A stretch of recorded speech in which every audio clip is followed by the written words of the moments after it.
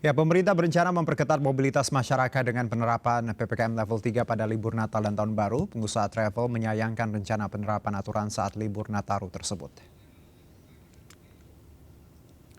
Ketua Umum Asosiasi Travel Agent Indonesia, Pauline Suharno, menilai kebijakan PPKM level 3 saat Nataru akan berdampak langsung bagi pengelola pariwisata.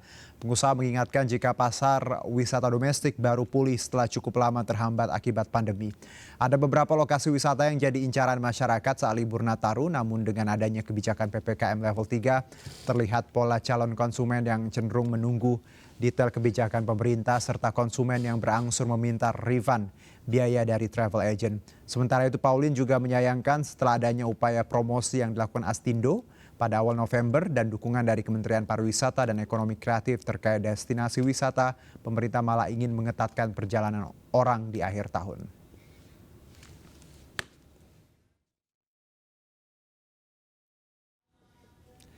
Ya, rencana penerapan kembali pemberlakuan PPKM level 3 saat libur Natal dan Tahun Baru di seluruh wilayah Indonesia menuai kritik dari sejumlah pihak karena dianggap memberatkan sektor pariwisata dan transportasi. Untuk membahasnya, kita langsung berbincang melalui sambungan Zoom dengan Bapak Pandu Riono, epidemiolog Universitas Indonesia. Selamat sore, Pak Pandu. Selamat sore, Ya, apa kabar? baik, sehat Pak. Kita berbincang kali ini terkait PPKM level 3. Banyak yang kontra terkait ini, tapi tadi pemerintah alasannya bukan membatasi, tapi memang demi kebaikan bersama di akhir tahun. Bagaimana Anda melihat ya? Iya, jadi PPKM atau pengetatan itu yang berdasarkan level 3, 2, 1 Mhm. itu harus memenuhi persyaratan-persyaratan kriteria epidemiologi. Itu adalah bagian dari respon ketika terjadi lonjakan. Jadi tidak bisa dipakai Oke. untuk mengantisipasi adanya lonjakan yang belum terjadi. Hmm. Jadi itu berlebihan menurut saya, ya Oke. kan? Ini yang patut ditinjau ulang oleh pemerintah. Saya kira pemerintah akan mendengarkan bahwa kebijakan ini memang dirasakan berat oleh masyarakat. Kemudian dari segi epidemiologi itu tidak memenuhi persyaratan, ya kan? Jangan Oke. dicampur adukan antara respon untuk untuk akibat adanya lonjakan sama untuk pencegahan. Oke. Baik. Jadi gitu, kalau kita mau melakukan pencegahan harus ada aturan yang berbeda dengan PPKM level 3, bukan menerapkan membabi buta seluruh wilayah Indonesia diterapkan PPKM level 3. Itu Oke. akan mendapat tentangan banyak dari masyarakat dan masyarakat akhirnya tidak percaya sama pemerintah. Jadi pemerintah sendiri yang rugi. Mhm. Jadi dengan kata lain bahwa penerapan nanti yang disemuaratakan untuk Indonesia di level 3 di akhir tahun tidak tepat, Pak Pandu ya? Iya. Oke, jadi dengan kata lain, apakah tiap daerah punya treatment khusus, Pak Pandu? Jadi kita lihat bagaimana kondisi di daerah tersebut ketika memang kasusnya landai, ya it's okay, level 1. Jadi kalau ada kasus yang agak tinggi memang harus di level 2, ya harus stay di level 2, seperti itu? Iya, jadi Oke. itu yang seharusnya, karena itu disepakati bersama. Oke. Dan itu yang tidak boleh di-override oleh adanya antisipasi atau kekhawatiran yang berlebihan, ya kan? Tapi bukan berarti kita tidak bisa melakukan suatu upaya untuk mengantisipasi. Nah, mengantisipasinya harus dengan cara-cara lain yang lebih masuk akal dan bisa dilaksanakan. Oke. Ya, tidak perlu dilarang misalnya mudik atau bepergian atau berpariwisata, tidak perlu dibatasi, disekat dan sebagainya. Tapi ada cara-cara lain yang lebih masuk akal dan saya kira bisa diterima oleh semua masyarakat. Cara-cara lain apa, Pak? Oke, misalnya sekarang kan ada persyaratan, kalau orang bepergian harus divaksinasi, ya kan? Tinggal ditingkatkan saja. Sekarang orang yang akan bepergian, akan berkunjung ke wisata, orang yang akan merayakan kumpul-kumpul, merayakan Natal dan Tahun Baru, silahkan. Tetapi harus memenuhi persyaratan. Vaksinasinya sudah lengkap. Paling tidak 2 minggu sebelum kegiatan itu dilakukan. Kedua, pelaku perjalanan, pelaku wisata, atau kumpul-kumpul itu yang sangat masif, itu juga sebaiknya tes antigen atau PCR. Pilih salah satu saja, ya sesuai dengan kemampuan. Oke.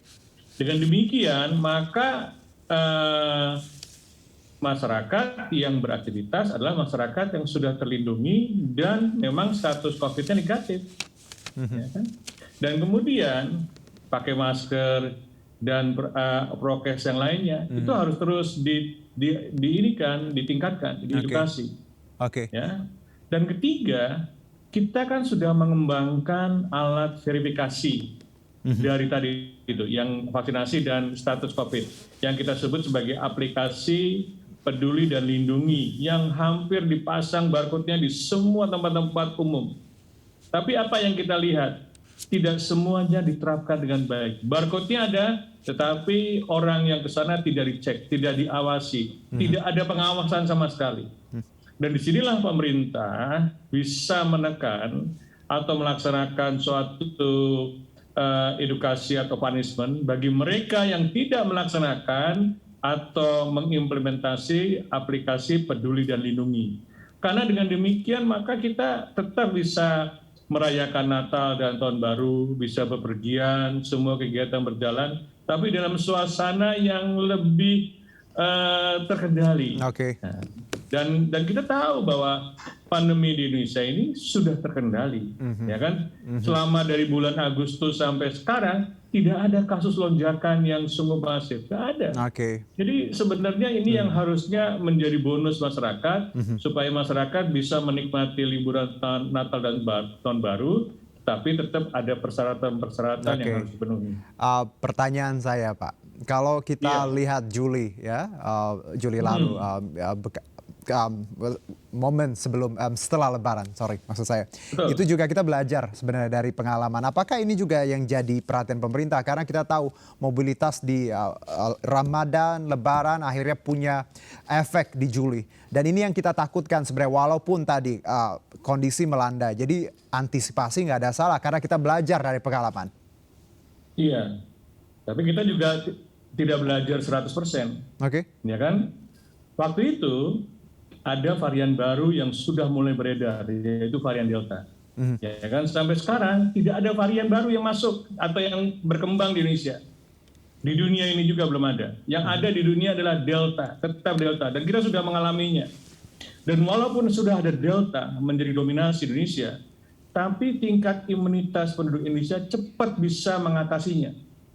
Ya, dengan cakupan yang tinggi, yang sekarang kita sebut sebagai tingkat imun di masyarakat itu sudah cukup tinggi. Artinya imunitas itu adalah penduduk yang sudah kebal, sudah cukup banyak, lebih dari 80% mungkin, ya kan? Itu atau lebih dari 70% lah. Okay. Akibat apa? Akibat dari mereka yang pernah terinfeksi dan juga divaksinasi. Bahkan yang sudah pernah mengalami infeksi juga divaksinasi. Sehingga imunitasnya jauh lebih andal. Itu yang menjelaskan kenapa Indonesia dengan cepat dalam bulan Agustus sampai sekarang terjadi penurunan yang drastis dan juga tidak ada kenaikan sama sekali. Angka kematian hampir sangat rendah. Di Jakarta saja zero. Di banyak tempat juga banyak yang cuma 1, 2, nggak ada lebih dari 5. Angka yang masuk rumah sakit juga tidak ada. Ya kan? Ada lonjakan-lonjakan kecil, tetapi itu tidak bergejala, ya kan? Ini yang menurut saya, jadi tidak perlu masuk rumah sakit tadi, tidak bergejala. Ini mengindikasikan bahwa penduduk itu sudah imun, ya kan, sebagian besar. Ini yang juga bisa menjelaskan kenapa di India juga kondisinya sama. Pak Pandu. Dan tidak perlu ada pengetatan, lockdown, padahal di India itu terjadi masif Pak Pandu, kita jeda dulu Pak. Nanti kita sambung, tapi ini menarik pendapat dari seorang epidemiolog yang sedikit kurang setuju dengan PPKM level 3. Nanti kita bahas di segmen selanjutnya, tetap bersama kami.